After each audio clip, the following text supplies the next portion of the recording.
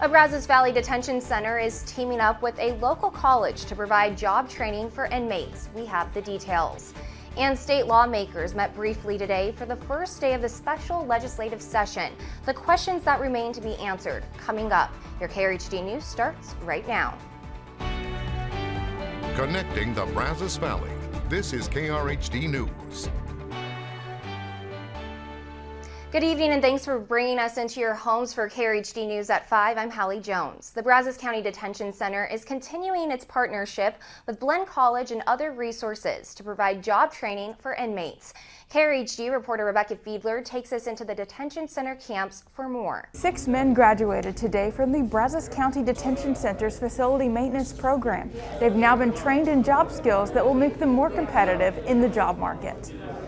I feel so overwhelmed and happy that they're doing something like this to help people, in need, So I'm very, very proud of him. Frances Alvarado hasn't seen her son Nicholas in approximately 3 months since he entered the Brazos County Detention Center.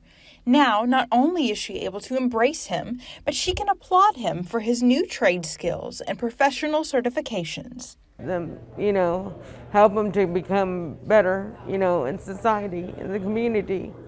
And this program is very good. For the past 2 years, the detention center has offered this educational program to select inmates through partnerships with Blinn College and TEACS. Students are taught by Blinn instructors, learning skills like plumbing, welding, and electrical work. Now, they also have support and mentorship through Project Unity. We want to help you to build your resume, to have some sort of skills, job interview skills. We look for them for employment. So we have connections with hotels and hospitals because we do a variety of trainings. This one is facilities maintenance, so it's very open to a lot of jobs. Now that they've received 200 hours of instruction completing projects like this structure shown here, the new program graduates will be released from jail with greater prospects than they'd seen before. And community members like Nicholas Alvarado will get a second chance at success. There's still going to be challenges. Just remember that you've been through this, that you went through this program, you were motivated, you were dedicated, and if you continue that same motivation and dedication on your release, you'll see the success that you want to see. Due to the program's success, Project Unity received a grant to continue job placement and yearly training for 60 people in custody. Reporting out of Bryan, Rebecca Fiedler, KRHD News. And a big topic being discussed at the Capitol right now is the issue on bail bonds in the state of Texas. But more importantly, who can be denied bail and why? Reporter Austin Walker from our sister station KXXV joins us at the Capitol with those answers. A short first day of the legislative session has not answered those questions just yet, but this bill is aimed to do a couple of things. It would allow justices and judges to deny bail for any violent offenders. Now, this goes for murder, any sort of assault, as well as human trafficking. In mid-May, this bill passed in the House with 104 votes. Now, Republicans say this bill is a step in the right direction, focusing on safety. They also say it will get potentially dangerous people before their trial in court out of the community. But Democrats, on the other hand, say this bill will further break the prison system. Some say it will incarcerate more potentially innocent people. Texas Governor Greg Abbott spoke with us in May about the Damon Allen Act, and he says he is hoping to see this bill come across his desk, hoping it's passed in both the House and the Senate. Every law enforcement officer and every Texan needs to be safe from having these dangerous criminals released back out on the streets. This is going to achieve that goal by denying bail. We are expecting to hear more on this bill tomorrow, so stick with us. And tonight at 6, we'll have more from lawmakers and what people say and how this could affect you and your safety. Reporting from the Texas State Capitol, I'm Austin Walker, KRHD News. What the governor would like to see happen is that social media companies can be held accountable if it's the case that they ban a particular member of the legislature or a politician from social media. GOP lawmakers pushing back against big tech during this month's special session. Tonight, many experts and critics say such legislation may pass at the state capitol, but it's unlikely to hold up in court. Back in April, the Texas Senate passed Senate Bill 12, an attempt to ban social sites with over 100 million users from blocking, banning, demonetizing, and discriminating against Texans for their viewpoints. The legislation will also force tech giants like YouTube, Twitter, and Facebook to disclose how they block user content. Political experts say Texas lawmakers are wading into murky water, constitutionally speaking, by imposing government regulations on privately held companies. UH political science professor Brandon Rottinghouse says the bill stretches free speech rights. This is a challenging way to approach the First Amendment. It's unlikely that this would survive a kind of court-based legal scrutiny, because typically it's the case that these actions are taken under the guise of the First Amendment. He says state Republicans have a challenging road ahead during this month's special session, as the previous effort failed to gather enough votes for a House floor vote. Now to a KRHD News update. A 17-year-old is on life support after being shot in the head on I-10 near downtown Houston yesterday. Yesterday, the Houston Police Department tweeted that the victim died at a hospital. Since then, the department has corrected that tweet, saying, quote, "We have learned the victim is not deceased and sincerely apologize to his family. The teen is currently on life support." Officials also released this image of the suspect's vehicle. The vehicle is believed to be a white Buick. Houston police say if you have any information regarding the vehicle or anyone who may have been involved in the shooting, to call Houston Crime Stoppers.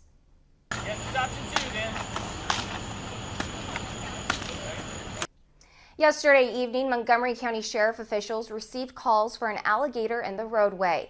Game wardens were dispatched to the scene after a motorcycle almost hit the gator in the road. After getting a line around its head and fighting it, the game warden was able to cover the gator's eyes. With the help of sheriff's deputies, the game warden was also able to subdue the gator. It was then loaded into a truck and transported to a wildlife refuge. North Carolina recently became the first state to settle with Juul over claims the e-cigarette company marketed to teens. As lawsuits against e-cigarette and opioid companies continue to move forward, the 1998 settlement between states and big tobacco companies is providing a roadmap decades later. Now, with the tobacco settlement, there weren't specific safeguards or requirements put in place about how that money had to be spent. They should perhaps pay more attention to the specifics and details and designate specific funds and specific amounts of funding and specific earmarks to prevention and cessation to really deal with it. So in 20 years plus, beyond any settlement there, they're not having similar regrets and saying we should have done it from the beginning. A report from the Campaign for Tobacco-Free Kids found in the 2021 fiscal year, states collected nearly $27 billion from the tobacco settlement and tobacco taxes. But they spent just 2.4% of it on tobacco prevention. Now that's an 11% decrease from the year before and less than a fifth of the total funding recommended by the CDC.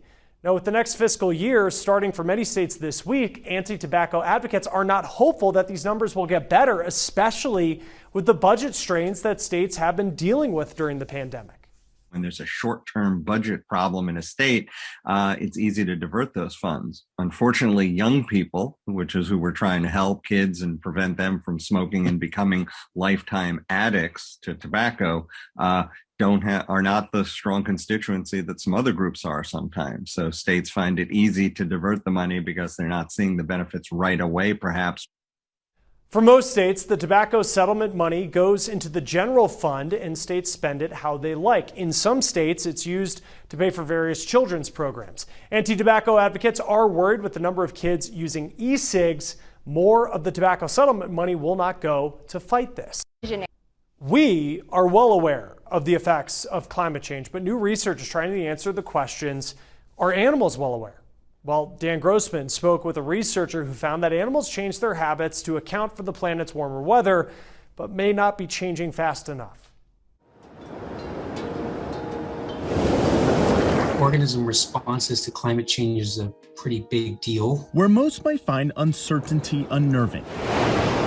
And so I think what's exciting is we don't really know on balance which of those it is. for really any organisms at this point. Michael Dillon finds it particularly stimulating. We really haven't looked into it much.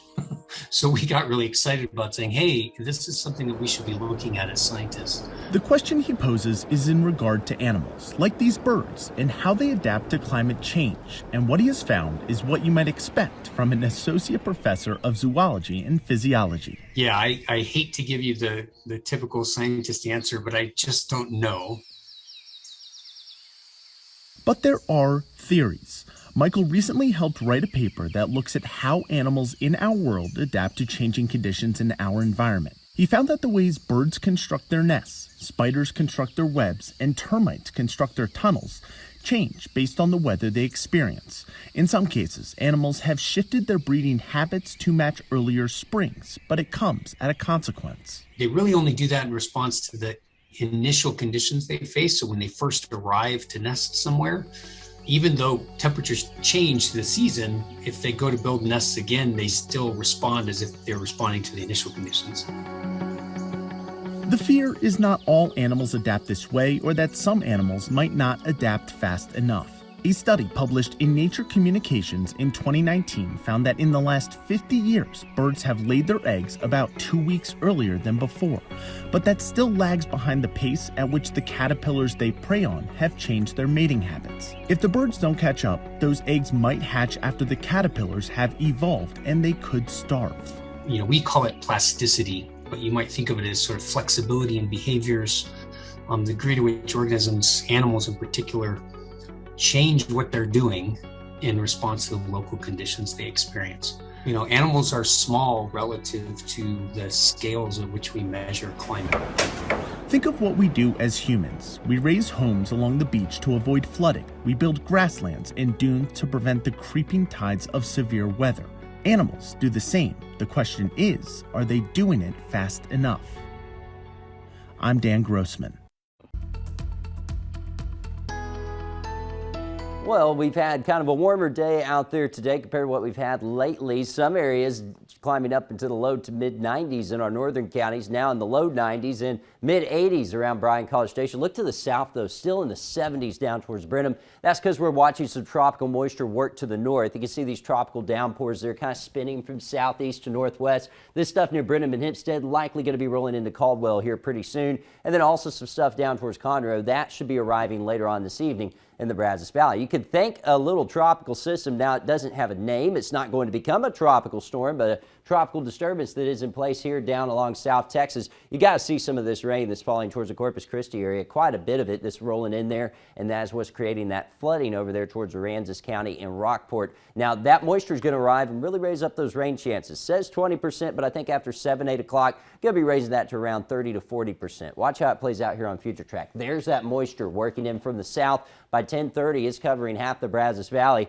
We continue through the rest of the evening. We're going to keep it around in the overnight hours. I think it'll be lighter, but we get into Friday. And Future Track tries to dry us out on Friday, but I think we'll see more scattered showers and thunderstorms during the day on Friday. By Saturday, though, some drier air works in, and look, our coverage goes down. We're talking about things really drying out. And on from there, once we get another system in on Sunday, we're going to be talking about drier conditions next week. We just got to get through that next rain chance Sunday into Monday, and look at that dry air trying to settle on into the Lone Star State by the middle and end of next week. Tonight down into the lower 70s, and as you take a look at that 10-day forecast, we'll only get to 80 tomorrow with all the moisture around. 88 Saturday, 93 on Sunday. Look at next week, though. A few dry days trying to sneak in there. We'll keep small rain chances going, and then more rain chances on Sunday. 2021 is a year of comebacks, but few businesses saw bigger extremes between last year and this year than the ones that deal with summer and vacations. Forrest Sanders reports on the return of so much that we had to miss in 2020. What makes for a perfect summer vacation? Is it saltwater breezes stretching out under palm trees in summer sun, dinner from a grill drizzled in lemon? Whatever it is, the closest most of us came to this in 2020 was in the old vacation pictures on the refrigerator. The pandemic brought a tough year for those who love to travel, and an even tougher year for those whose whole livelihood is based around vacations. Terry Lynn McQuiston is a one-woman show, a swimsuit creator propelled to do this from fandom of a certain brash feminist anthem-singing pop icon frontwoman and recent newlywed. I'm inspired by Gwen Stefani and No Doubt and everything SoCal. She's bold, non-apologetic, and she's a mom too. I'm just a girl in Nashville, so I just decided to make something that everybody looks good in. Handling it all with a sewing machine in her room, living the simple kind of life. Terry Lynn's brand is even named after her. No Doubt, Album 5, Track 2. Hella TL is kind of a play on No Doubt's song Hella Good. And I can't see myself not doing this. I guess you can say it's a dream. But when people started canceling their 2020 plans for a sweet escape, there came a hard year for Terry Lynn. 2020 was pretty scary. Nobody was traveling. In fact, according to market research company the NPD Group, the travel accessories market nationally took a $1.8 billion loss in 2020. I had been working as a pattern maker for a corporation. They had a mass layoff, and I was one of the casualties. So, like a certain famous frontwoman, Terry Lynn went solo, focusing all her time on her own brand. I kept thinking in the back of my mind, I'm like, it's going to get better. And it did. 2021 is seeing a surge in people packing up their teas, sunscreen, shades, and some nice beach reading. With the NPD Group reporting luggage sales are back to 80% of their 2019 levels. As vaccinations got underway, spending on airlines, hotels, and online travel agencies leapt up 90% between just February and March of this year. But the best news belongs to Terry Lynn. Swimsuit sales are up 185% over 2020. They're even up 32% over 2019. I have more than tripled my sales from 2020. People are starting to get out. They've been vaccinated. There is nothing like having that feeling like I can do this. I can make this work. Terry Lynn says 2020 brought lessons. Don't speak negativity. There will be a way to reinvent and return. No doubt. In Nashville, Tennessee, I'm Forrest Sanders. When you think of retirement, you probably think of warm weather and white beaches, but you might want to reconsider Florida if stretching your dollar is most important. In fact, Georgia outranked the Sunshine State for the best places to retire, in part because it's cheaper to live there. Tennessee, Missouri, and Massachusetts round out the top 5, according to Bankrate. It's just becoming a victim of its own success. For decades, retirees came to Florida because there were wide open spaces. There were a ton of new communities being built. There was a lot of available land for builders to build on. And that's really not the case anymore. In fact, Jeff Ostrowski pointed out that the median home price in the Atlanta metro area is about $279,000. That's below the national average and well below what homes near the Orlando area are going for these days. Other factors that come into play when determining the best places to retire are wellness, which includes things like public health, food security, and access to medical care, culture, which is how many people 65 and older live in the area, plus things like restaurants and entertainment, crime and weather, which also could be a setback. We had been upgrading states for high temperatures, so Hawaii and Florida ranked #1 in weather. But then when I added in things like hurricanes and tornadoes and earthquakes, Florida didn't do so well.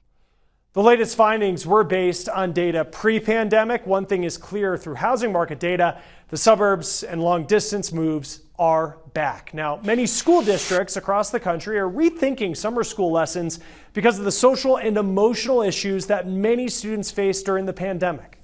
The biggest thing that a lot of schools are making a push for is that you can't necessarily educate a student if they're not in the mental state